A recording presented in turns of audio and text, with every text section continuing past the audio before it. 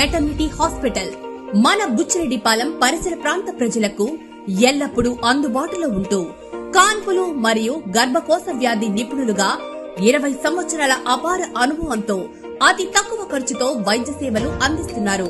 Doctor Kasim B గారు విశాలమైన rooms, 24 గంటలు నర్సుల observation, full equipment operation theatre మరియు సంతానం లేని వారికి ప్రత్యేక చికిత్సలు చేయడం మా ప్రత్యేకతలు. విచేయండి KM super speciality maternity hospital, Bombay road, Buchireddypalem.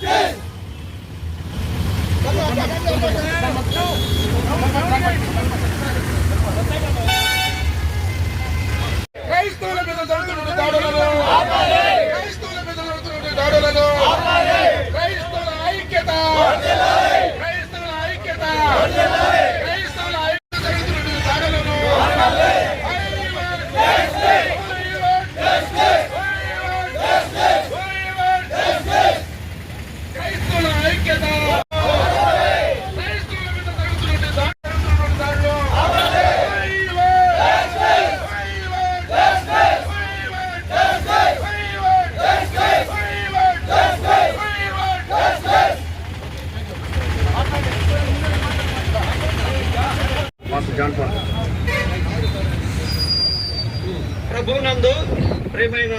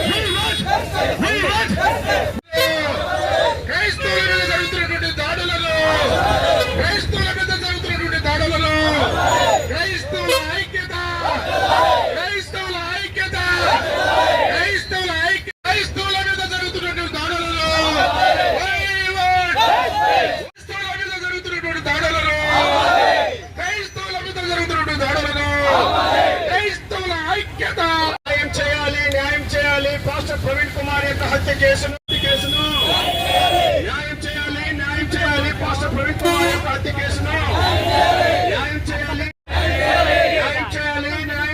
Pastor Praveen Kumar యొక్క హత్య కేసును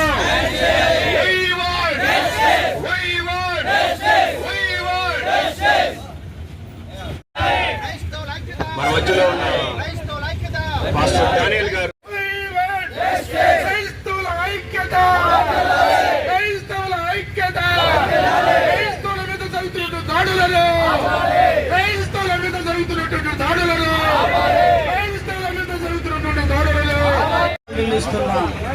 తండ్రి, మా ప్రియులు ప్రవీణ్ ప్రగడాల మరి వ్యక్తి గురించి తెలియపరుస్తూ ఉన్నాం తండ్రి. మానవుని దుర్నీతి సత్యమును అడ్డగిస్తూ ఉంది. నా తండ్రి, ఈ బహిరంగంగా ఈ రోడ్డు మీద నిలబడి మేము దేవుని ప్రజలము, క్రీస్తు రక్తముతో కడగబడిన వారమని సాక్ష్యం ఇచ్చుటకు దేవా భూత వర్తమాన భవిష్యత్ కాలములలో ఏకరీతిగా ఉన్న దేవా, మారని దేవా, మార్పు చెందిన దేవా, ఈ మధ్యాహ్న కాల సమయంలో నీ సేవకులముగా నీ ఈ విషయంలో క్రైస్తవుల ఐక్యత పక్షాన హెచ్చరిస్తున్నాం. ప్రవీణ్ పగడాల గారి మీద జరిగిన సంఘటన మీద ప్రభుత్వాలు స్పందించి న్యాయం చేయకపోతే ఆల్ ఇండియా వైడ్గా స్పందన చేస్తామని ఈ సమయంలో తెలియపరుస్తున్నాను. క్రైస్తవుల మీద దాడులు చేసినట్లయితే కఠినమైన చర్యలు తీసుకుంటామని ప్రేమపూర్వకంగా హెచ్చరిస్తున్నాము. భారతదేశం లౌకిక దేశం. భారతదేశంలో మనమందరము కలిసిమెలిసి జీవించాలి. కొంతమంది మతోన్మాదులు ఈ రీతిగా దాడి చేస్తున్నారు. అటువంటి వారికి వ్యవస్థలు స్పందించి కఠినమైన చర్యలు తీసుకోవాలని ఈ సమయంలో all India Christian unity AIC పక్షాన, క్రైస్తవుల యూనిటీ పక్షాన హెచ్చరిస్తున్నాము. క్రిస్టియన్, ముస్లిం, హిందూ సోదరులకు అందరికీ ప్రత్యేకమైనటువంటి ధన్యవాదాలు తెలియజేస్తున్నాం. ముందు చెప్పినట్టుగా భారతదేశంలో ఒక లౌకిక రాజ్యము. డాక్టర్ బిఆర్ అంబేద్కర్ మన దేశాన్ని లౌకిక రాజ్యముగా రాజ్యాంగంలో పొందుపరిచాడు. అంటే భారతదేశంలో ఉన్న ప్రజలు ఏ మతాన్నైనా అవలంబించవచ్చు, ప్రచారం చేసుకోవచ్చు, ఆరాధించుకోవచ్చు. అయితే మైనార్టీలైనటువంటి క్రైస్తవులు యేసు ప్రభువుని ఆరాధించుకోవడం మెజారిటీ ప్రజలకు కొంతమందికి నచ్చక వారి మీద దాడులు చేస్తున్నారు, మత ప్రచారకుల్ని చంపుతున్నారు, చర్చిల్ని కూల్చివేస్తున్నారు, బెదిరిస్తున్నారు, కొడుతున్నారు. ఇది భారత రాజ్యాంగ స్ఫూర్తికి విరుద్ధమని మేము తెలియజేస్తున్నాం. ప్రియులారా, ముందు మనమందరమే మనుషులము. నువ్వు ఎవరైనా సరే, నీది ఏ మతమైనా సరే, ఏ కులమైనా సరే, ఏ ప్రాంతమైనా సరే, మనమందరమే మనుషులం అనేటువంటి విషయాన్ని మీరందరూ గుర్తించుకోవాలని మీకు నేను తెలియజేస్తున్నాను. ముందు మనమందరమే భారతీయులము. భారతీయులందరమే ఒక తల్లి బిడ్డలు లాంటి వారము. మనమందరమే ఏ మతంలో ఉన్నా అన్నదమ్ములలాగా కలిసిమెలిసి జీవిస్తూ ఒకరు సోదర భావం కలిగి మనందరము ఉండాలి. కొందరు మతోన్మాదులు ఈ విధంగా కొంతమంది మైనార్టీ తెగల వారిని దౌర్జన్యం చేస్తూ, చంపుతూ, హింసిస్తూ, బాధిస్తూ ఉన్నారు. ఇది రాజ్యాంగం యొక్క విరుద్ధమని తెలియజేస్తూ ఇలాంటి సంఘటనలు జరిగితే మేము ఊరుకోమని చట్ట ప్రకారంగా మేము కూడా మా వంతు కృషి మేము చేసి మేము ఎదుర్కొని తీరుతామని మీకు తెలియజేస్తే ఈ మాటలు నేను ముగిస్తాను. నా వందనాలు. ముఖ్యంగా ప్రవీణ్ పగడాల గారి మరణానికి సంతాపం తెలుపుకుంటూ, అతని మరణం రోజు 2 రాష్ట్రాల్లో క్రైస్తవుల్ని ఐక్యతగా బయటికి తీసుకొచ్చింది. ఎందుకంటే అది సహజమైన మరణం అయితే పోయేసి ప్రార్థన చేసేది, ఆ కుటుంబానికి శాంతి సమాధానం కలగాలని చెప్పి కోరుకుంటాం. అదేవిధంగా అది వేరే విధమైన కారణంగానే అయితే ఖచ్చితంగా చట్టాల మీద మనకు నమ్మకం ఉంది కాబట్టి రిపోర్ట్ వచ్చిన తర్వాత న్యాయం జరిగే వరకు ఈదుల్లోకి వచ్చి ఈది పోరాటాలు ఖచ్చితంగా చేస్తాం. ఎందుకంటే క్రైస్తవులు చాలా చులకనైపోయి ఉంది.